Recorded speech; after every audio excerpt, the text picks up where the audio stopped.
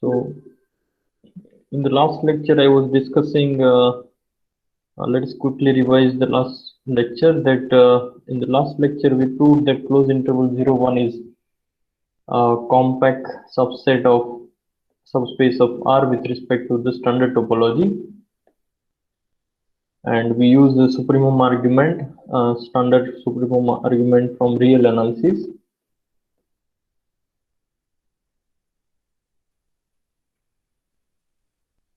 And we discussed that since closed interval 0, 1 is a compact subspace of R, we get from known result that whenever X is compact, Y is compact, then X cross Y is compact.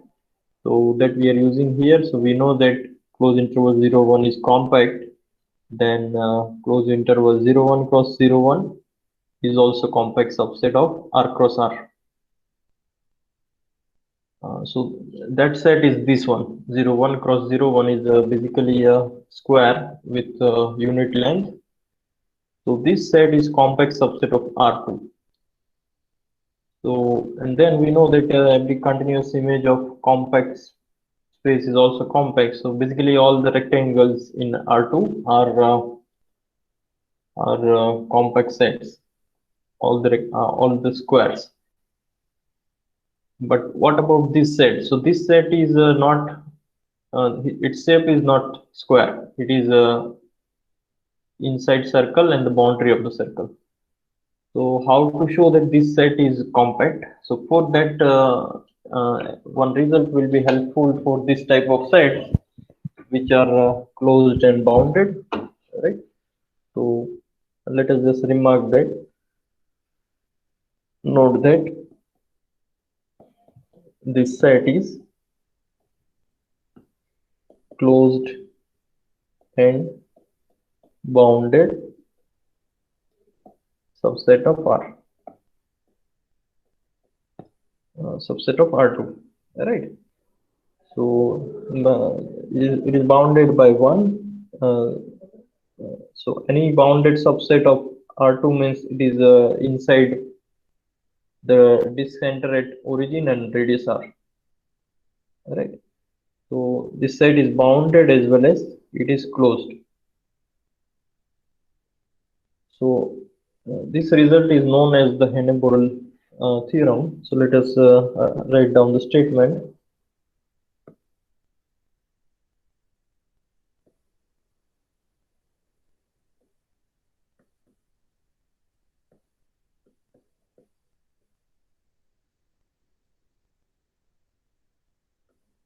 So this is Henne-Borel theorem in the generalized form. So the statement is that so you know Henne-Borel theorem in real analysis, that every closed and bounded subset of R is compact. So that we want to extend for two dimension. So if I take any subset of R2, then Y is compact if and only if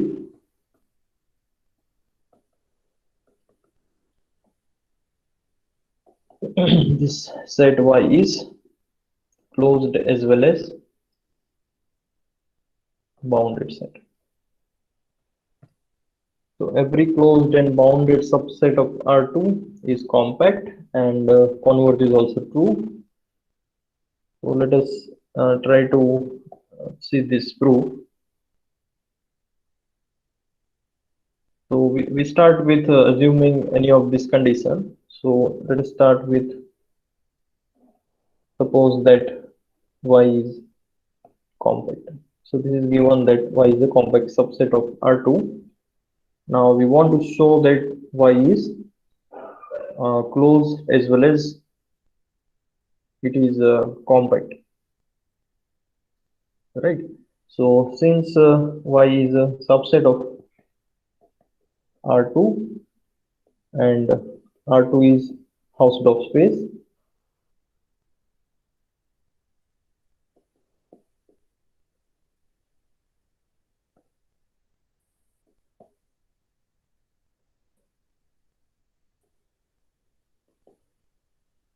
y is closed.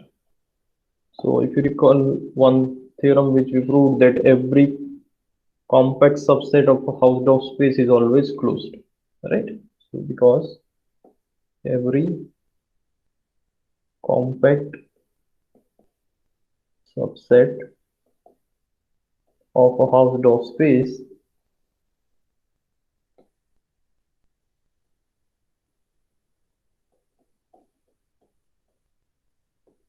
is always closed. So this result we are using here. So that will give us y is closed subset of R2.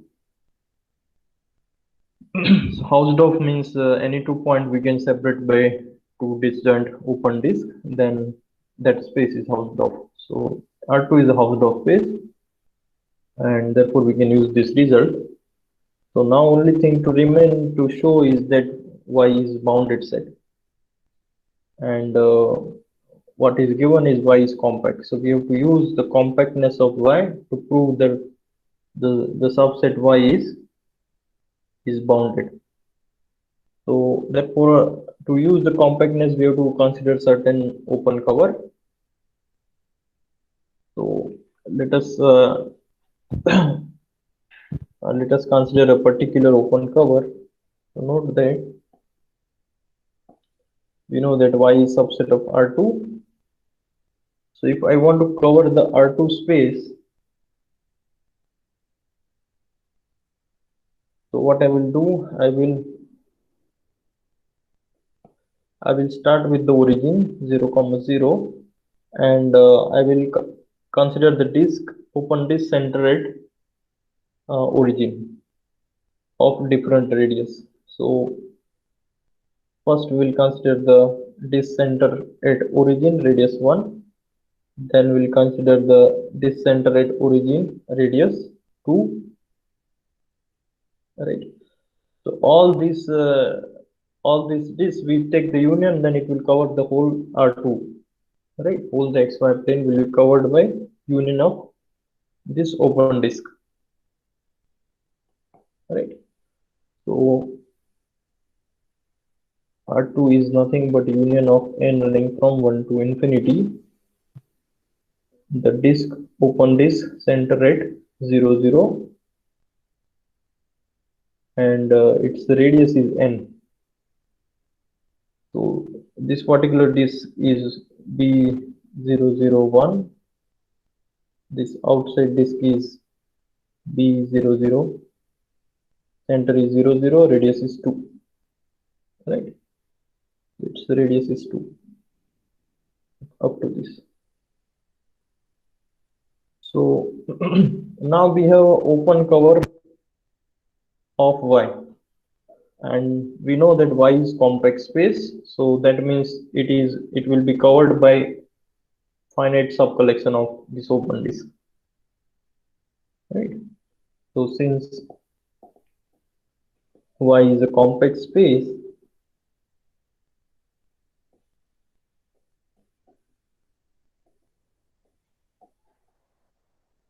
and the collection B00 and all of these are open sets, right? They are open disk.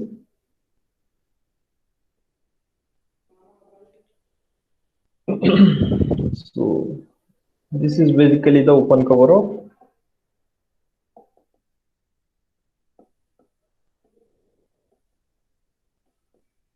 y, because it covers R2. So therefore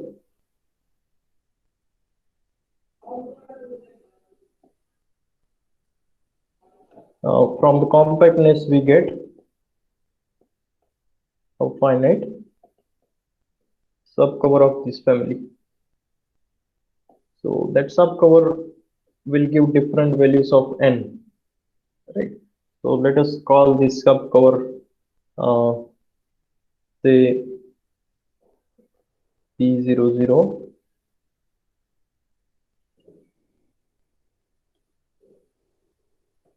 First disk has a radius n1. Let us say second disk has a radius n2, and so on. Last disk has a radius nk. right?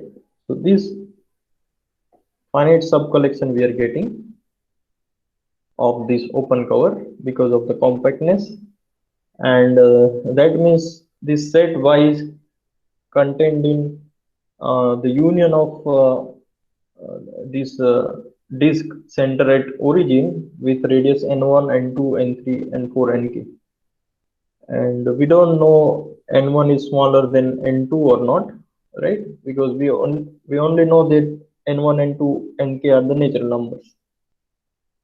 So if I want to find all these disks are centered at the same center origin, but radius is different.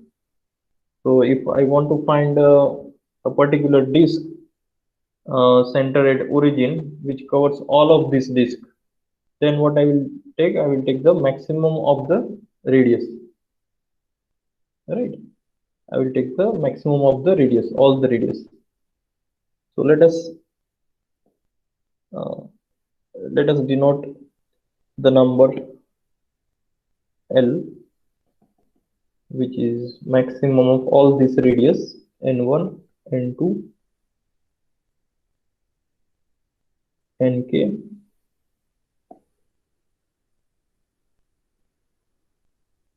right? So then what we will get? So therefore, y, which was subset of union of n running from n1 to nk, ball radius at 0 0 with center at 0 0 with radius n. And then when we take this maximum, L is maximum of n1, n2, nk, then each of these ball will contain in the ball center at 0 with radius L. So that means this is contained in ball radius with center 0 and radius L, right? So that means what? That means I got y, we got y is a subset of the open unit disk center at origin and radius L. So this gives that y is bounded.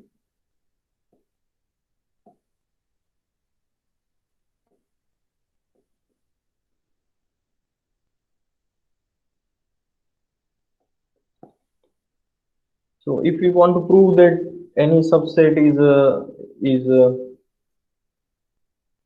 any subset of real line is bounded, then we prove that that subset is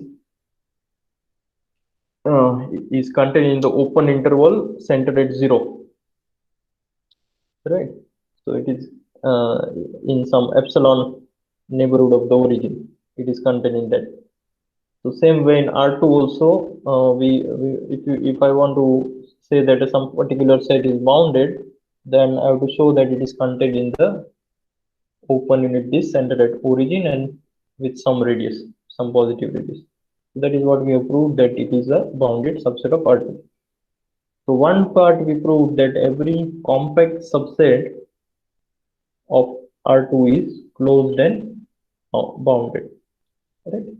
So this implies this that we proved. Now we will prove the converse part, that if any subset of R2 is closed as well as bounded, then it is compact set.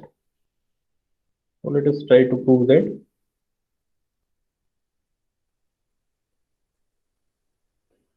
So conversely, suppose that Y is a closed as well as bounded subset of R2. So our claim here is that Y is compact subspace of R2. So we can prove this using the definition of every open cover as a finite subcover, or we can use another result which we have proved, that every uh,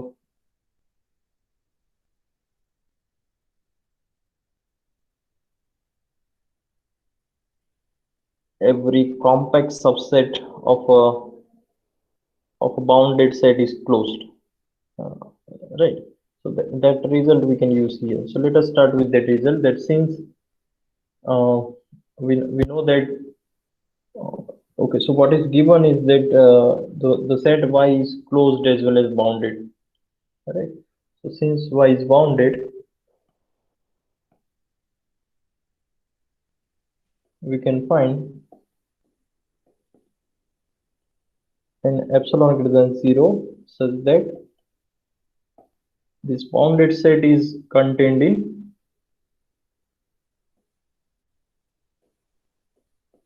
the interval minus epsilon to epsilon cross minus epsilon to epsilon.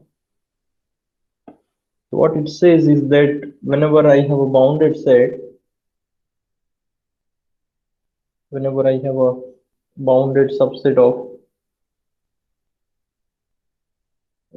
y of R2, right? So I'm writing this by capital Y. So it is not the y-axis, it is some set Y. So whenever I have a bounded subset of R2, that means I can always find, let us take some bit closer so that I can draw diagram properly. So suppose bounded, y is bounded. Y is bounded means what? I can find a ball center at origin and with some radius such that y is contained in that uh, circular region, right? Open disk around that. So this radius is r. And whenever I can find such an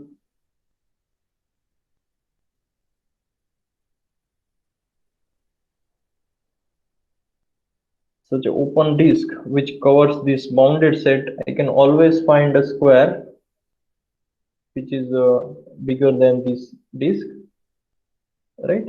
Because y is bounded. So I can always find such a rectangle, such a square, and this size is basically epsilon. So that size, whatever we get, we can call it epsilon. So then it will be between minus epsilon to epsilon on x and y axis, right? So every bounded set we can find large enough epsilon so that y is contained in this rectangle, because y is bounded. For unbounded set we cannot do this.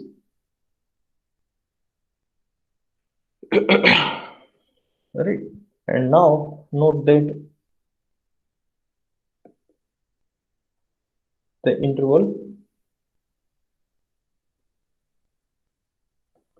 minus epsilon to epsilon is compact subset of R.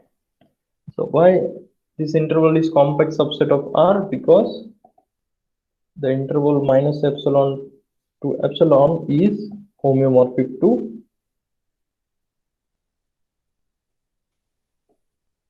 the interval 0 and 1, 0 to 1.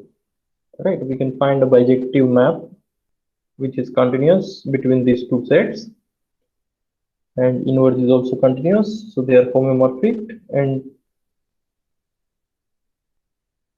so in fact any two closed intervals we can find a bijection which is bicontinuous.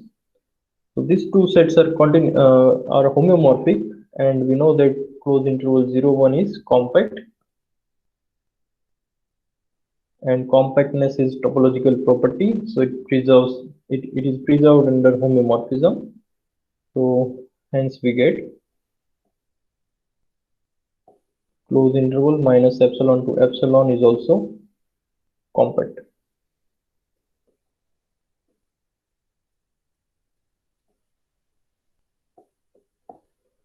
So this interval minus epsilon to epsilon is compact, and then we know that if I have a compact set, then uh, its cross product with itself is also compact, right? Because any two compact set we take cross product, then the the Cartesian product uh, is also a compact set. So therefore, minus epsilon epsilon to minus epsilon epsilon interval, which is a subset of R2, is also compact. So reason is that because X is compact, then X cross X is also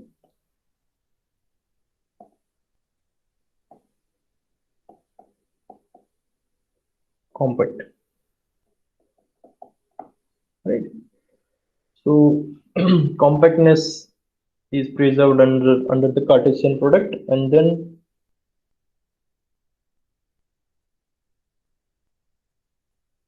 what we know is that y is a bounded subset of this set which is compact, and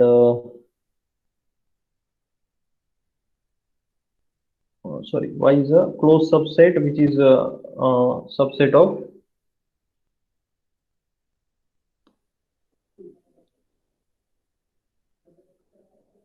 y is a closed subset, and y is contained in the compact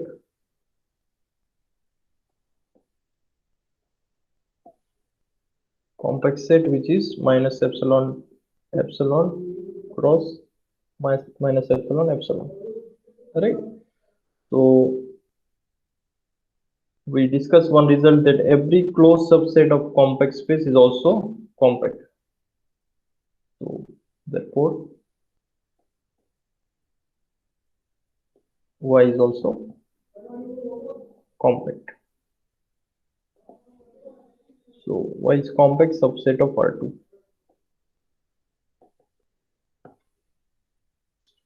So reason is what? Because every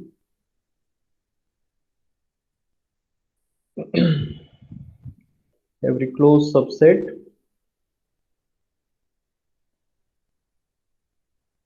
of the compact space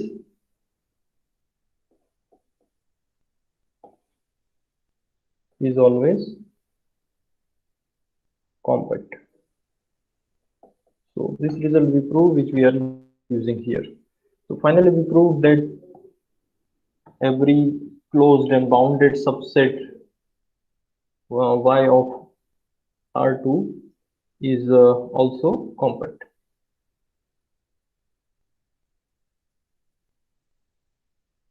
Right. So we use both things here. Here we use that y is bounded, and later on we use that y is closed. Right. So both of the condition we use in the converse. So what we'll get out of this theorem is that therefore the closed unit disk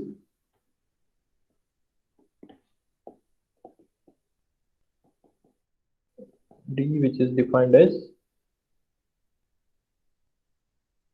xy such that x square plus y square less than or equal to 1. So this is closed and bounded subset of R2. Therefore, uh, it is also compact. So why? Because D is closed and bounded. So these are the basic examples of compact spaces and compact the results related to compactness. So today I want to discuss one special property which is related to compactness, that is known as finite intersection property.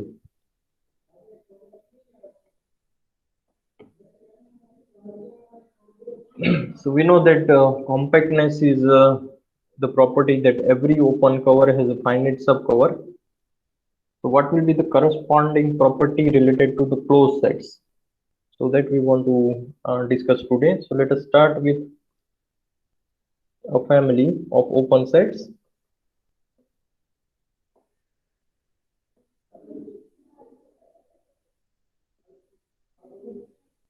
Of a topological space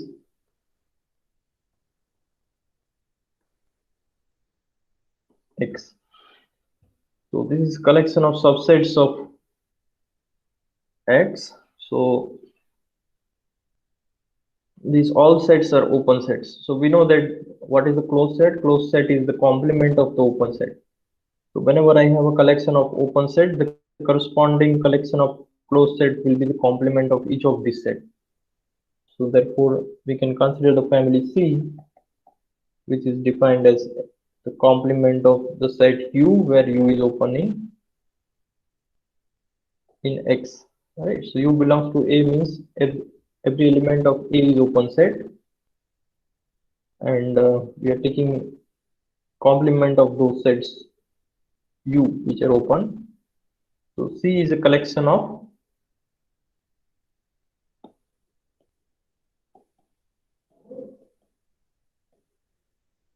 closed subsets of X. So it may not contain all the closed sets, but at least it will contain the closed sets which are complement of the elements of A. Alright. So now we will see that since A is a collection of open sets, then it will become a open cover. So now the family A, which is a collection of open subsets of X, is which covers X. So A covers X means what? It means union of U alpha, uh, union of the set U where U belongs to A, which is equals to X. Right. So meaning of this A covers X is this.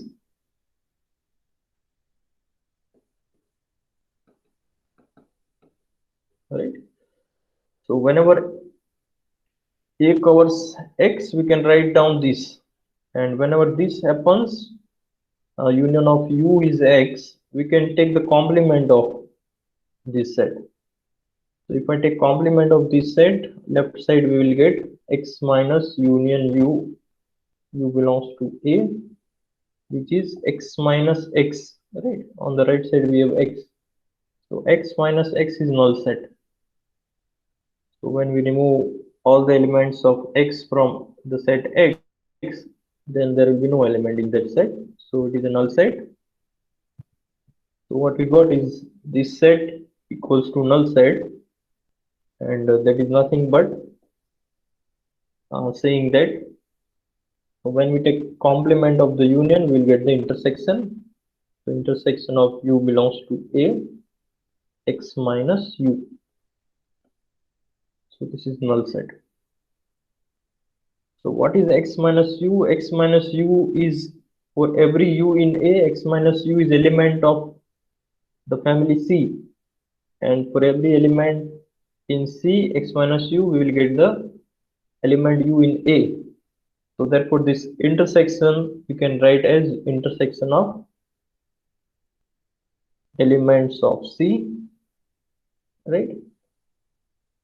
Because every element of C is of this form, and it is related to one and only one U belongs to A. So intersection of the element C belongs to the family C is null set. Alright, so what is the family C? Family C is the set of all complements of use. So what we have proved is that the set A, the family A covers X, that condition, this condition is same as the intersection of all elements of the family C is null set. Right. So this property is known as C has empty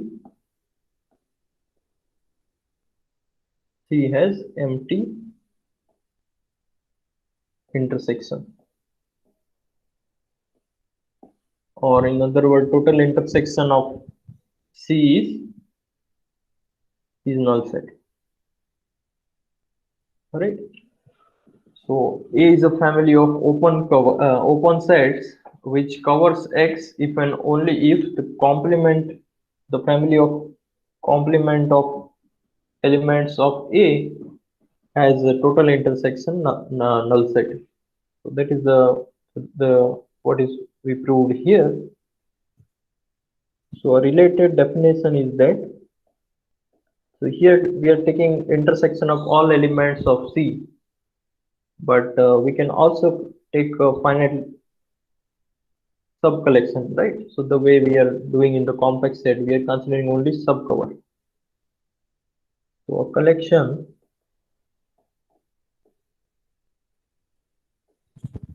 C of subsets of X.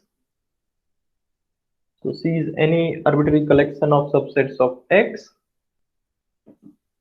So that collection C has finite intersection property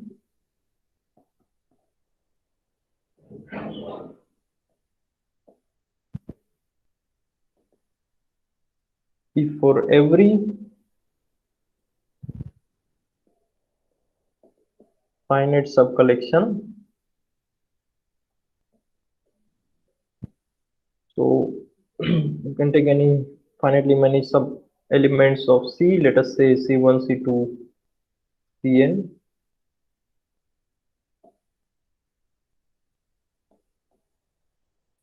of the family C.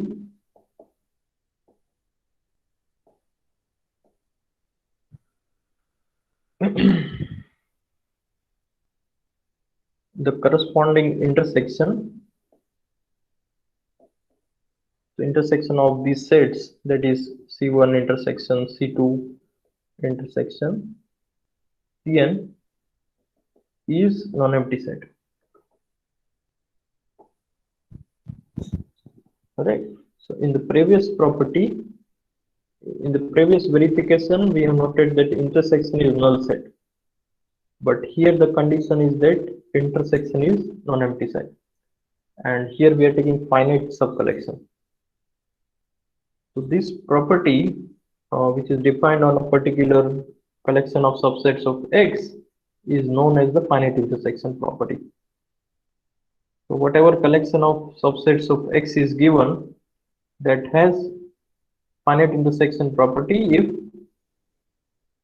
whenever we take a finite subcollection of elements of C, their intersection is non-empty. So this property is related to the compactness. So let us see the statement of a theorem.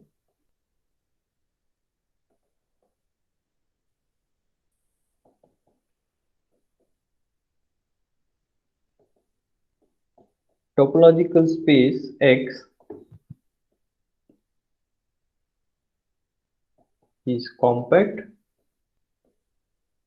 if and only if for each collection C of closed subsets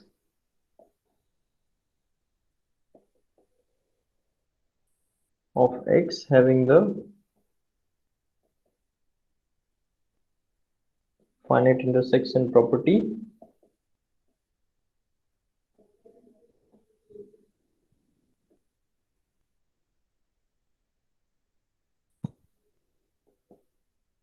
the intersection intersection of C is null set where C is element of the family C. This condition is intersection is non-empty, right? The intersection of every element of C is non-empty, and this condition is that the finite intersection property which we just defined says that intersection of any finite subcollection is non-empty. So whenever this finite intersection property is given, then the total intersection is non-empty. If this is true, then this condition is equivalent to the space is the compact space. So let us try to prove this theorem.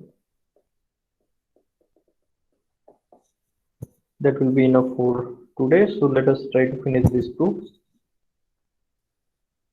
So X is a compact space. So this condition, we know that it is equivalent to the condition that every open cover has a finite subcover. All right. So whenever I have a collection,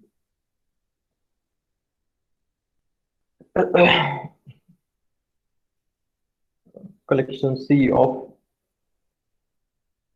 open subsets of X, right? So whenever I have a collection of open subset of X,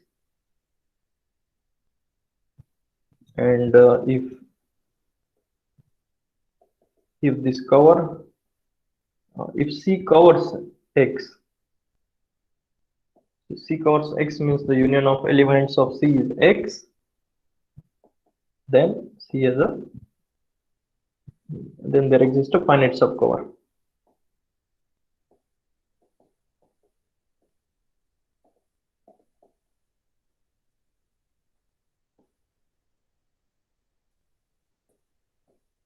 Finite subcover of C. So this is this is equal. This is basically the definition of compact space. So now we want to convert this condition in terms of the intersection. So whenever we have a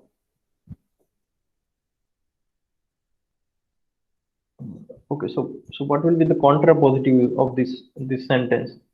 So that says that whenever I have a collection of open subsets of X. So here we are saying that C covers X, that means there exists a finite subcover. So the contrapositive statement is that if there is no, there does not exist any finite subcover, then C does not cover X, right? So if there does not exist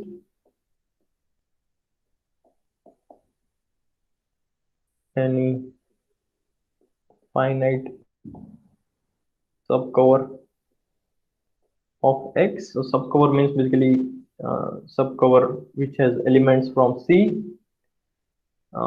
If there is no such finite subcover, then C does not cover X. So this is contrapositive of this statement. And now we can convert this in terms of closed sets. So if I convert in terms of closed sets, then let us recall what we have just observed, that whenever A covers X, that means union of open set is X. The correspondingly we are getting intersection of closed set is null set. Okay. So basically union is replaced by intersection, open set is replaced by closed set, and union is X is correspond to is equal to null set. So this, if we use this terminology, then we can convert this sentence in terms of closed set. So the corresponding statement will be So basically we are converting the statement of A for the statement of family C, which contains complement of each open set. So for any collection C of closed subsets of X, if there does not exist any finite subcollection of C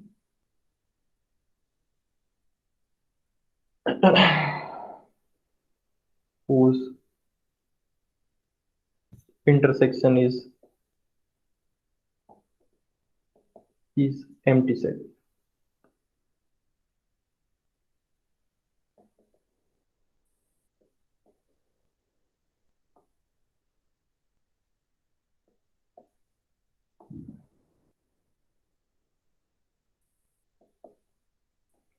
So if there does not exist any finite subcollection of C whose intersection is empty,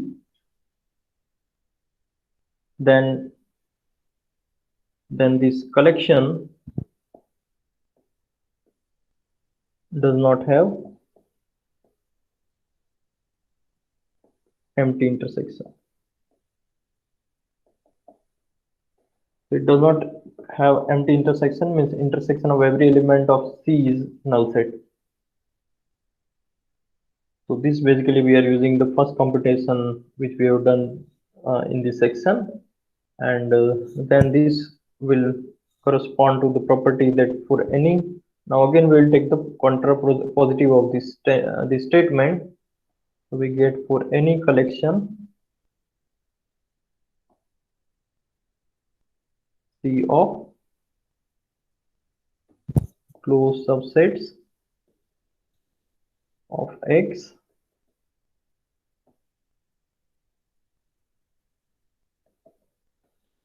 if each finite subcollection of C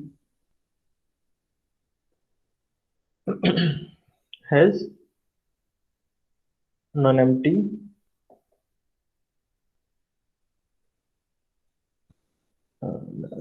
intersection. So non-empty intersection means it has finite intersection property. So if each finite subcollection has non-empty intersection, then C has the total intersection of elements of C is non-empty set. Right. So we basically proved this this statement that the total intersection is non-empty set. So I think this is enough for today's lecture.